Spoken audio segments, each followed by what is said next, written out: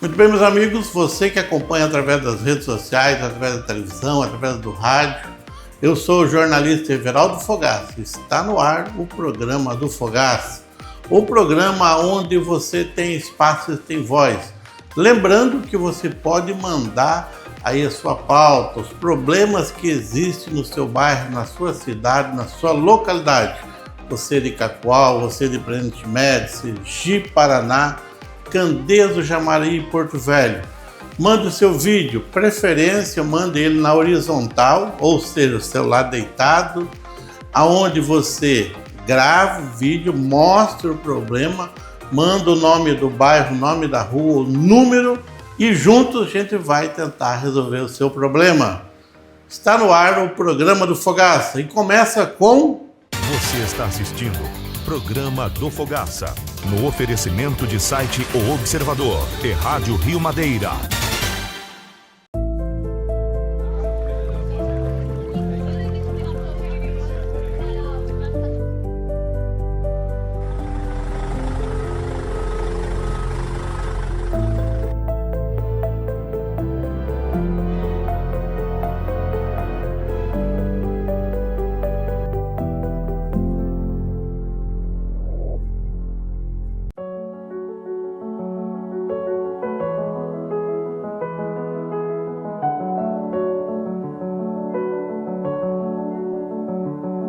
Início do século XX, Marechal Rondon desbravava o oeste amazônico, conectando a região ao restante do Brasil, através de postos telegráficos em meio à selva densa da maior floresta tropical do mundo. O ato de pioneirismo e coragem deu origem à história de um povo, de uma cidade chamada Vilhena.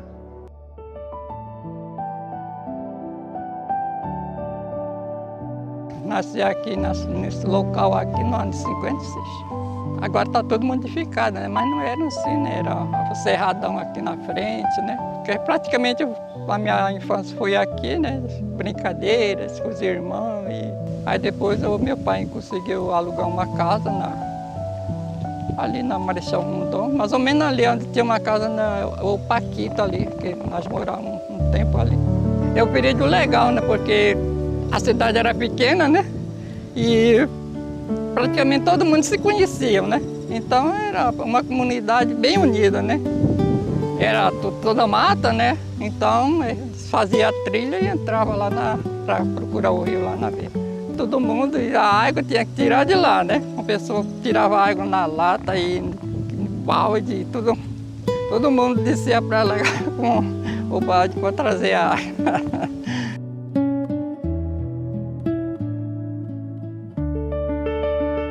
Antes de existir estrada, antes de surgir cidade, havia o curso silencioso de um rio. O Pires de Sá correu primeiro. Foi ele que abriu caminho, deu água, sustento e direção. Às suas margens, pioneiros fincaram esperança, famílias ergueram raízes e um novo capítulo começou a ser escrito. Hoje, 48 anos depois, voltamos às origens para entender como um rio simples, mas decisivo, ajudou a moldar a cidade que se tornaria referência no Cone Sul de Rondônia.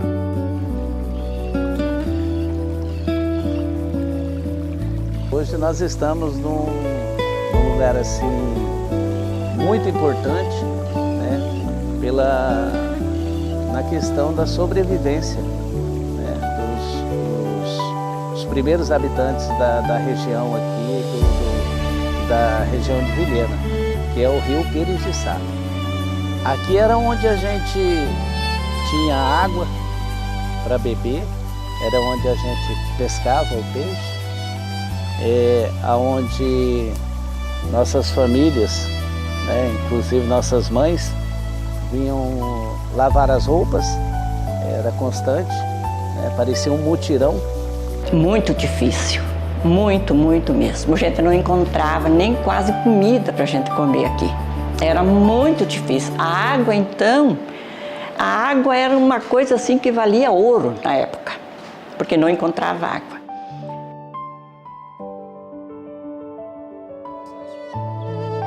Aprendi a nadar ali. Na roda d'água ali, aquilo ali era largo e fundo. Enquanto minha mãe lavava roupa, nós ficávamos pinoteando dentro d'água ali, tentando aprender a nadar, até que aprendemos a nadar. E era um lugar limpo, que não tinha sujeira nenhuma, né? Aquela água da roda d'água servia para atender a maioria das pessoas que não tinha água, né? Puxavam de cano e distribuía para as casas. Eu fui muito no Pires de Sá, Lavaropa, com a Toyota, né? Da padaria. Daí eu enchia 2 tambores de água e trazia para casa aquela água. E para a gente consumir aquela água, eu fervia.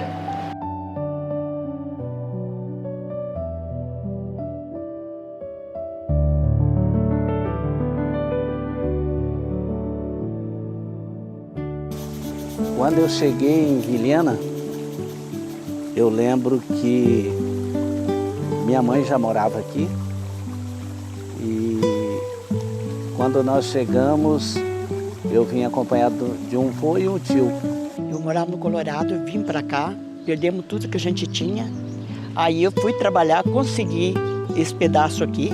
Quando a gente chegou aqui, tudo era difícil. Imagina, eu saí de um apartamento de Curitiba para vir para cá, né?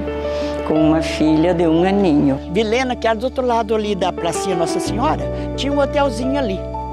Ali eu dormia até quando cheguei, dormia ali, sabe? Aí aqui para baixo não tinha nada. Vilhena era uma cidade pequena que tinha pouca gente, né? O Major Amarante era areião.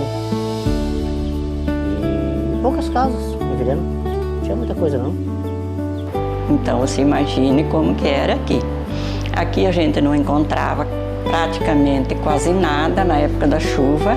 As coisas eram mais difíceis, porque não tinha estrada, não tinha nada para a gente trazer. As casas de Vilhena eram abastecidas com a água do Pires de Sá. Um caminhão-pipa da prefeitura, ele abastecia aqui para levar para as poucas famílias que moravam em Vilhena na época, na década de 70, né, 80. E cada família tinha em casa, não podia passar de 3 tambores de 200 litros. Essa água era abastecida nos tambores uma vez por semana. Buscava no rio, pedia aquelas carrocinhas, né? Tinha um pessoal que vendia, né? Eles iam lá encher os tambores de 200 litros, aí vendia, né? A gente pagava para eles trazer, porque na época a gente não tinha como trazer, né? Tinha que pagar, né? Mas foi maravilhoso, por mais que a água era fraca, mas só de ter ela encanada ali, né, caindo já dentro do nosso quintal, já foi uma benção, né? Lembro que quando eu mudei para o bairro São José, aí começou a encanação no bairro São José. Que era feito pela Caerd na época, né? Então foi entre 82 e 86. Na época era muito sofrido, né? Que no começo, cada usuário, quem queria ter sua água encanada, ele mesmo tinha que fazer as valetas, deixar tudo no jeito. A água por si não chegava nas caixas d'água, era tudo embaixo, a gente tinha que encher um vasilhame embaixo e bardear para a caixa em cima, né? Era bem sofrido, né? Não é igual hoje, né? As pessoas que frequentavam o Pires de Sá para lavar roupa, para buscar água, aquela água que a gente recebia em casa nos tambores, né? Então aí começou também a degradação do Pires de Sá, porque daí ele começou a ficar abandonado.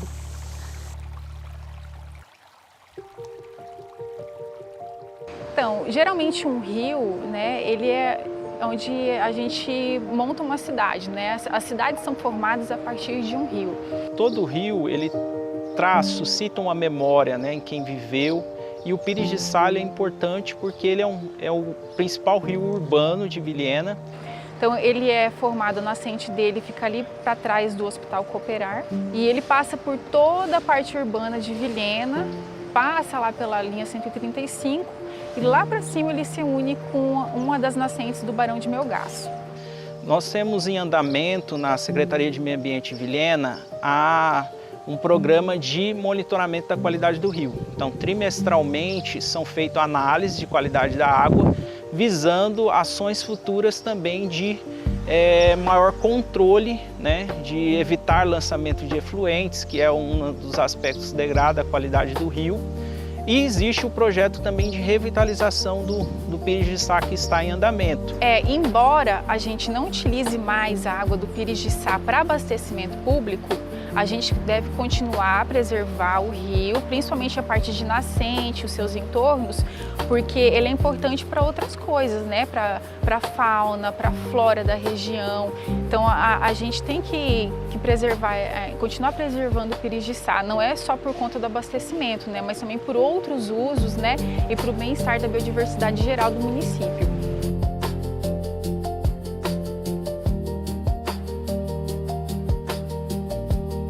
Ele falou, vamos para Vilhena, a gente fica 3 anos, daí a gente volta. E assim são 47 anos que eu moro aqui. E seu Hilário, que foi embora o ano passado, né? Deus levou ele e eu fiquei.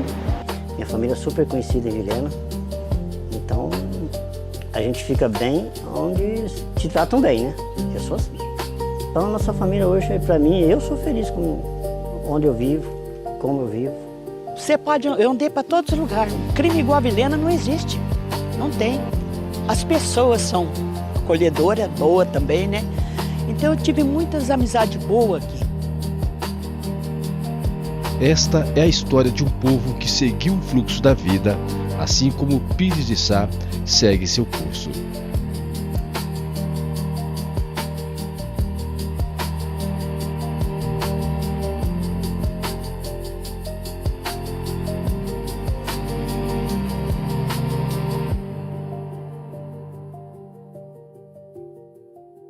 Você está assistindo Programa do Fogaça, no oferecimento de site O Observador e Rádio Rio Madeira.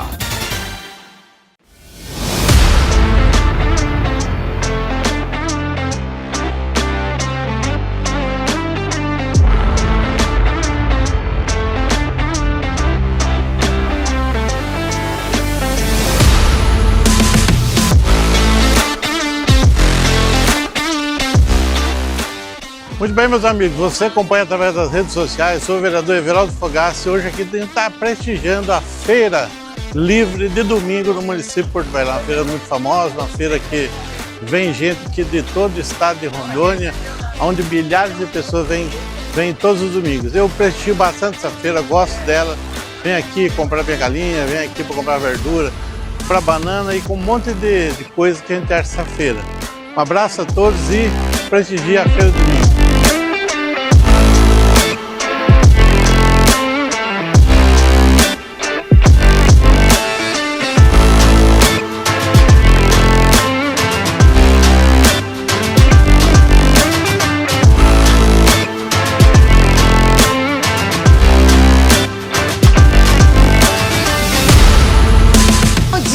Essa é a pupunha gostosa. Sou eu que tenho a pupunha delícia. Essa é a criana que mais gosta de dar amor e carinho. Eu tenho cozida, crua e puba. E aqui não precisa academia, é só comer pupunha. É massa e é fibra. E alegra e te anima. E eu faço entrega. Eu almoço, eu lavo a louça. E eu tenho água gelada, televisão e Wi-Fi na minha loja. E passamos álcool na mão e um bom atendimento. Pupunha quentinha para aquecer o coração.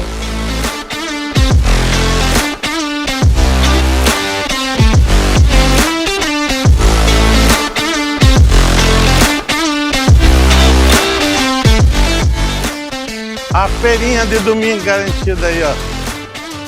Recomendo o povo, vem comprar na feira, feira de domingo, feira boa.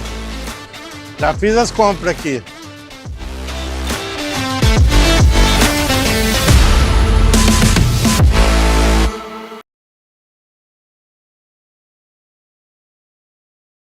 O juiz, a juíza na vara infracional tem que ter outra mentalidade. Não pode ser a mentalidade que nós temos nas varas de crimes genéricas ou especializadas. O objetivo central aqui é a educação, a conscientização, a finalidade pedagógica para que ele compreenda o que ele fez, entenda as consequências do que fez e, a partir disso, tenha uma oportunidade de não se envolver mais em nenhum outro ato infracional e nenhum crime. Nós tínhamos em Porto Velho só uma vara, né? Vara da Infância e Juventude. Aí essa vara então foi dividida em duas. O Dr. Dalmo era titular, né? Essa vara então foi dividida em duas. Ficou uma vara com competência protetiva, uma área protetiva do Estatuto da Criança e do Adolescente, e uma vara com competência para atos infracionais, para os adolescentes em conflito com a lei. Então, de fato, conseguimos fazer uma reestruturação das unidades de internação. Esse trabalho em conjunto, depois também com o Poder Executivo, conseguimos construir a FEASE, né, que é a Fundação de Atendimento ao Adolescente, né, que não existia. Esse atendimento ao adolescente em cumprimento de medida meio fechado, como a gente diz, né, ele é uma responsabilidade do Estado. E as unidades de internação de semi-liberdade, né, que cumprem essas medidas, elas sempre estavam indo de uma secretaria para outra, né, ou na Sejus, ou na Secretaria de Assistência Social. Essa vara infracional, da qual eu fui titular, né, ela também tinha competência para ações civis públicas, né, ações contra entidades que trabalhassem com esse público adolescente que tivessem, por algum motivo, não cumprindo as condições do Estatuto da Criança e do Adolescente. Por exemplo, uma unidade de internação que não estava cumprindo aquilo que deveria cumprir. Então, o Ministério Público ou a Defensoria Pública podia ingressar com ações contra essas entidades. O Núcleo Psicossocial da Vara Infracional trabalha em 4 vertentes. A apuração de atos infracionais, ou seja, nós realizamos o estudo social e psicológico de adolescentes quando estão na fase de apuração do ato infracional.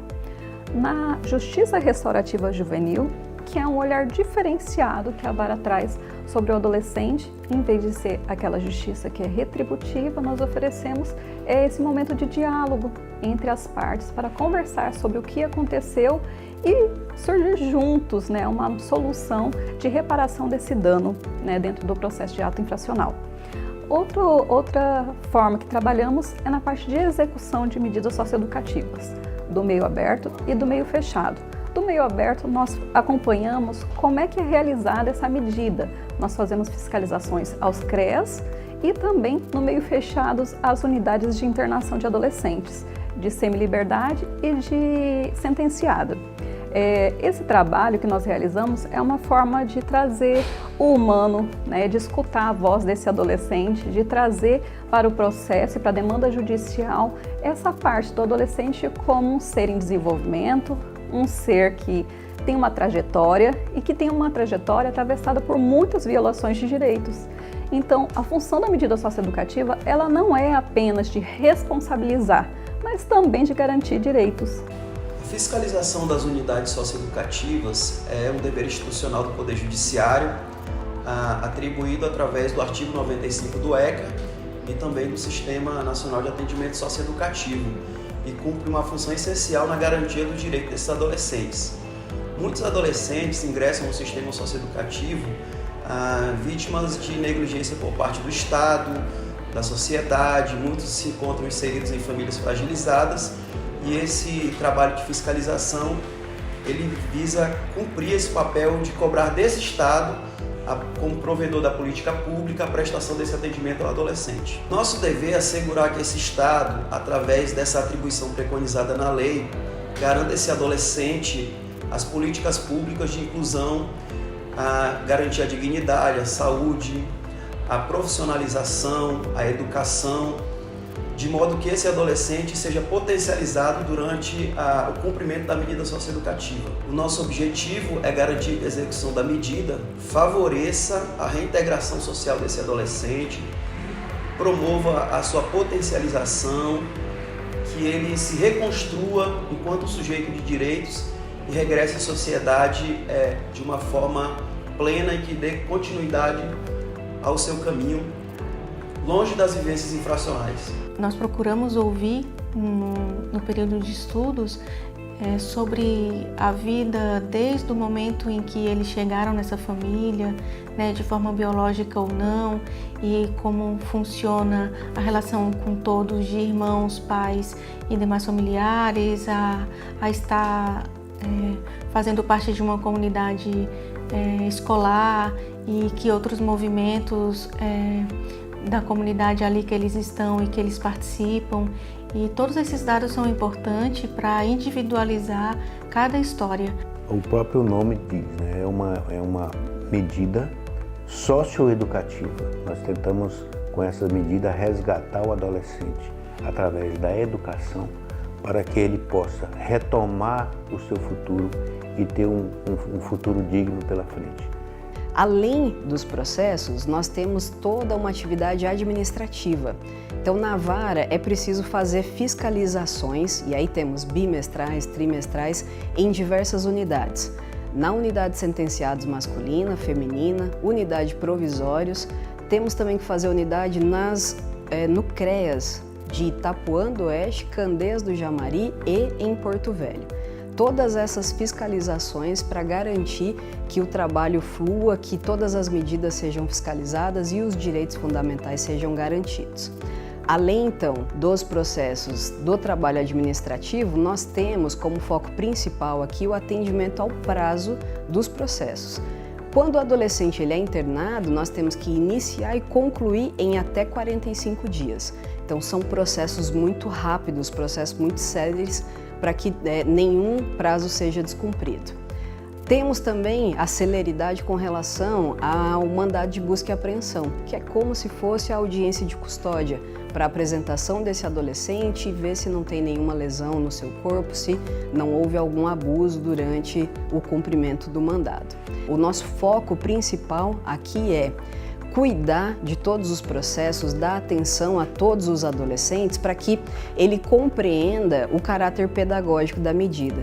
Foi um projeto que nós temos em parceria com o Ministério Público, o Ministério Público do Trabalho e também com a Escola da Magistratura, para de fato tentar conseguir emprego, né, aprendizagem para os adolescentes, não só os que estavam em conflito com ele, mas em vulnerabilidade social também. O tribunal, através do GMF, ainda mantém, né, esse tipo de trabalho, visando preparar esses adolescentes para o trabalho, inseri-los no mercado de trabalho através de estágio inicialmente, posteriormente com carteira assinada nas empresas e também em estágios nos órgãos públicos, para que eles possam ter um caminho, ter uma luz no final do túnel. É importante entender que o ato infracional ele conta uma história e que ali existe um filho, um irmão, existe muitas vezes um companheiro e um pai que, em idade muito precoce, fez escolhas que carecem de muitas orientações, além do acolhimento.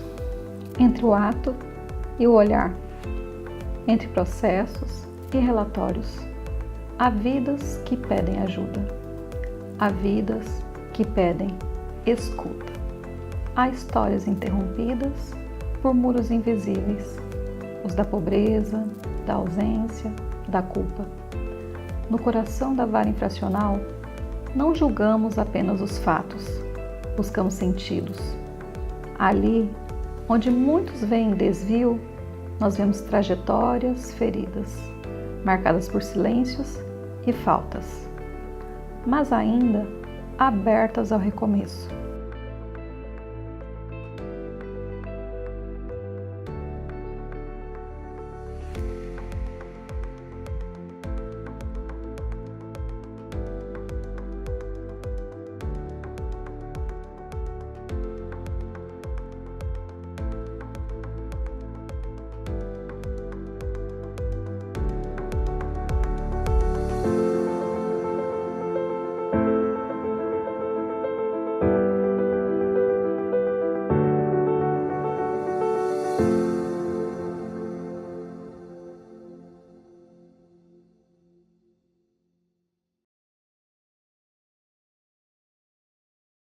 Você está assistindo Programa do Fogaça, no oferecimento de site O Observador e Rádio Rio Madeira.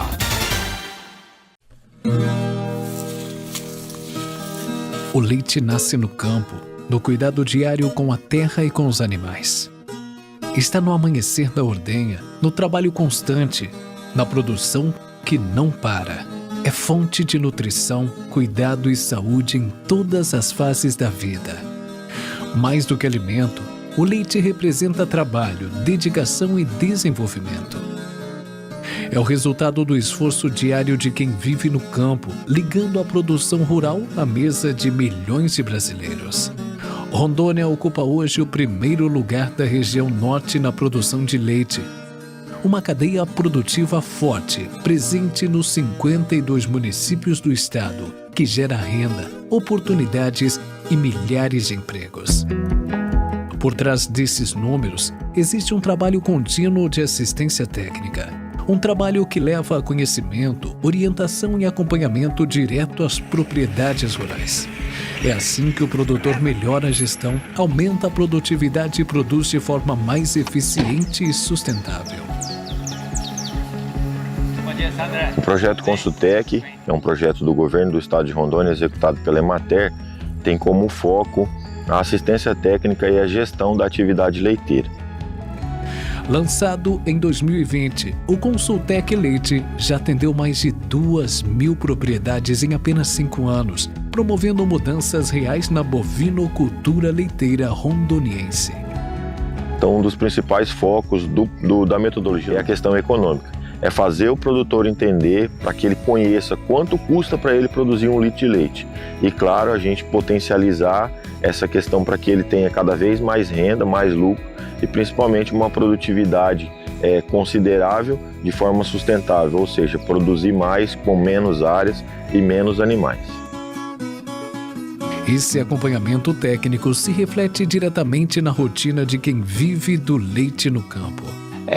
Eu moro aqui nessa localidade, em faixa de 4 anos. Eu vim da cidade, agora eu estou dando continuidade aqui. Antes do programa, de entrar no programa, eu estava tirando 25 litros de leite. Eu estava lutando para sobreviver aí com o leite. Aí eu procurei ajuda na Emater, inscrevi no programa, que o técnico veio e fez a visita, falou que eu me enquadrava para entrar no programa. E depois do programa, com a ajuda do técnico da Emater, e nos deu uma força boa aí, eu estou tirando hoje 200 litros de leite, 210, 215 litros dia, né? A cadeia produtiva do leite gera cerca de 100.000 empregos no campo e mais de 5.000 na indústria, movimentando milhões na economia de Rondônia. Antes de entrar no Consultec, a gente procurava, às vezes, um capim milagroso que trouxesse bastante produção, ou uma ração de nível que produzisse muito, mas a gente compreendeu que existe uma série de fatores que influenciam na produção. E o Consultec fez isso com que eu entendesse que não é só um capim de boa qualidade, mas é um bem-estar animal e também a sanidade dos animais, e tudo influencia na produção, numa boa produção leiteira. Tudo isso é fruto do trabalho conjunto entre o governo de Rondônia e os produtores leiteiros. Governo de Rondônia, porque nós temos um governo que se importa com a gente. Você está assistindo Programa do Fogaça, no oferecimento de site O Observador e Rádio Rio Madeira. E chegou no ar o Programa do Fogaça. Agradecer as pessoas de Cacoal, de Presidente Médici, Ji-Paraná, Porto Velho, e também através das redes sociais, que vai para o mundo, aonde você tem acesso ao programa. Nós voltamos amanhã, se assim Deus nos permitir. Tchau, tchau.